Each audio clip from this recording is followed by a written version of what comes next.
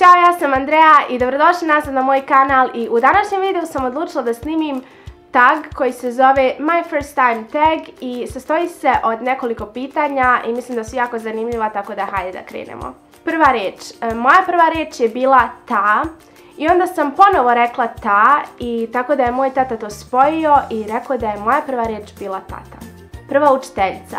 Moja prva učiteljica se zove Ivana i bila je stvarno divna učiteljica i mnogo sam je voljela i ona je mene voljela, ne znam zašto, ali mene je stvarno nešto posebno voljela i mislila je da ću ja, pošto sam bila jako dobar učenik na početku i ona je mislila da ću ja uvijek da imam sve petice i da go baš me gotivila i jednom mi je čak rekla blago tvojoj majci što ima takvu ćerku, tako da Prvi posao. Mislim da je moj prvi posao YouTube, da su to moje prve zarađene pare. Ne mogu da se sjetim da sam išta prije radila, mislim da nisam. Prvi prijatelj i da li i dalje pričate. Moj prvi prijatelj je Željko, on je moj prvi komšija i kako smo se počeli družiti, mislim da naši roditelji su se znali, tako da smo se nas dvoje družili od rođenja i stalno smo bili zajedno. I ne družimo se više, mislim i dalje se pozdravljamo i dalje smo ok, ali prestali smo da se družimo negdje oko 10. 11. godine, tako da eto. Prvi piercing. Nisam zapravo nikad radila pravi piercing, ali imam probušene uši. Mislim, jel se to računa kao piercing? Da, valjda. I zapravo tad sam bila jako mala, mislim da sam imala možda jedno 4-5 godina, možda sam bila i mlađa, ne znam.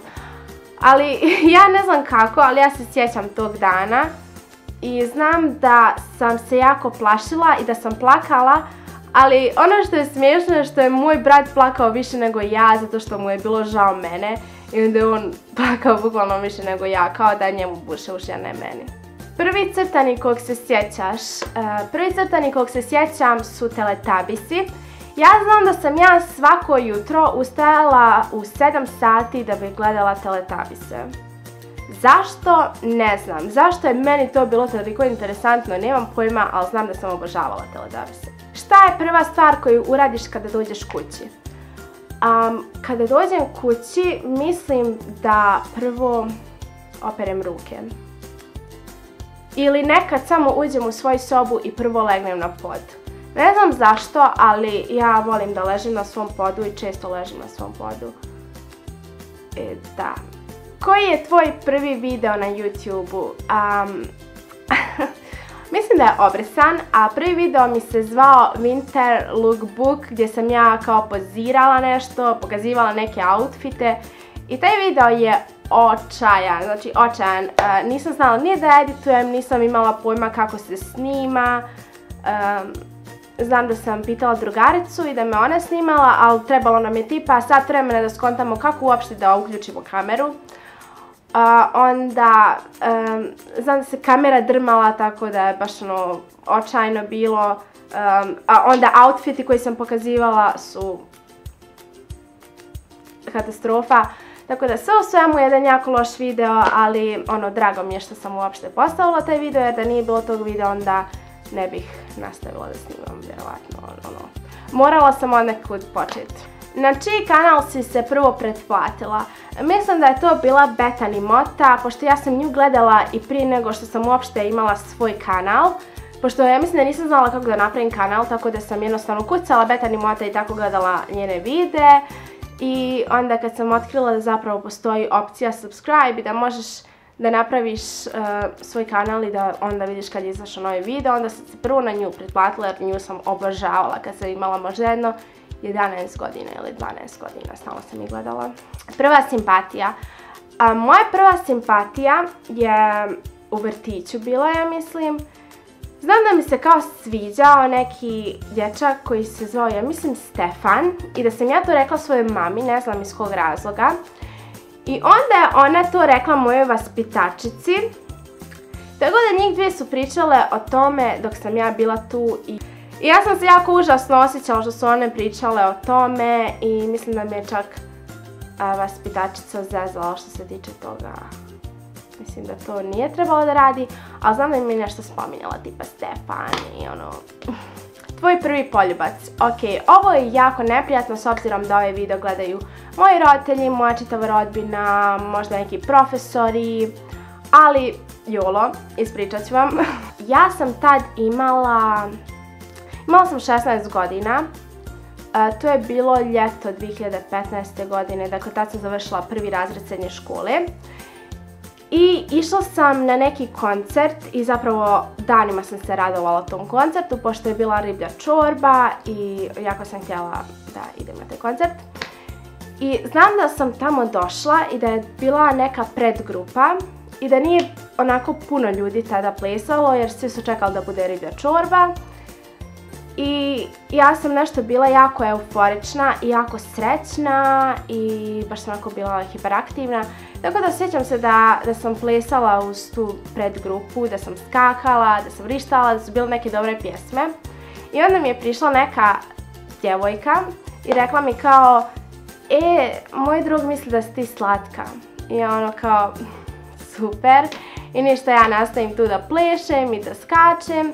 I onda mi je prišao taj momak i pitao me da prošetamo i onda smo se tako upoznali, bio je moje godište i nije bio iz mog grada, već je došao sa tim bendom, to su njegovi drugovi. I nema pojma, mi smo tu nešto pričali, upoznali se, onako bio je baš sladak i gotivan lik. I onda mi je on rekao, ja rekao, ja bih htio tebe da poljubim. I ono, super, dobro, ne možeš mi to reći. I uglavnom, tam smo se poljubili i nije bilo sad nešto katastrofa, ali nije bilo nešto ni lijepo, bilo je onako obično, ne znam kako da objasnim, nije bilo sad ništa posebno. I znam da sam nakon toga rekla, idem ja kod drugarica i otišla sam kod njih i plesala sam s njima i pravila se da se ništa nije desilo. Koja je prva stvar koju uradiš ujutru? Prva stvar koju uradim ujutru jeste da uzmem telefon, da vidim koliko je sati, čisto onako da imam neku orijentaciju u životu i da vidim koliko sam spavala. Kad si prvi put išla u bolnicu? Pričala sam već o ovome, ali prvi put sam išla u bolnicu kad sam imala možda jedno 4-5 godina. Mislim da sam imala jedno 4 godine, ne znam. Ali zapravo sjećam se tog dana baš onako jasno, iako sam bila dosta mala. Znam da sam se vraćala sa Zlatibora autom sa roditeljima i bratom. I nisam uopšte bila vezana. Znam da je pas izašao ispred auta iznenada i moj tata, kako ne bi udario tog psa, naglo je zakočio, tako da sam ja pala dole. Tako da sam ja udarila glavom od nešto željezno i hvala Bogu da nisam udarila u oči. Znam da sam, ne mogu ništa. Uglavnom, udarila sam u čelo i ne znam da li se vidi, ali dalje imam ožiljak ovdje. I najjače od svega što ja sam nakon toga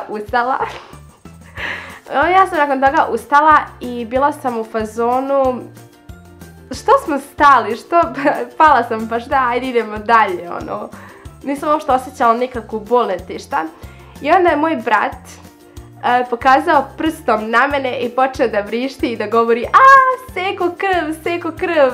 I onda sam ja počela da vrištim, ne zato što je mene to boljelo, ja uopšte ništa nisam osjetila, već zato što je on počeo da vrišti, da gleda u meni i da vrišti. Onda sam mi uzela ovako ruku, stavila na čelo i ovako pogledala i ruka mi je bila puna krvi.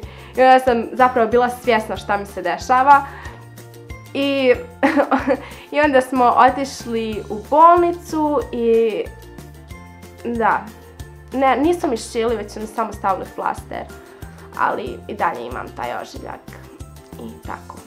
I to je bilo to što se tiče ovog videa. Ja se nadam da vam se svidio. Ako jeste, ne zaboravite da lajkujete, a mi se vidimo u sljedećem videu. Ćao!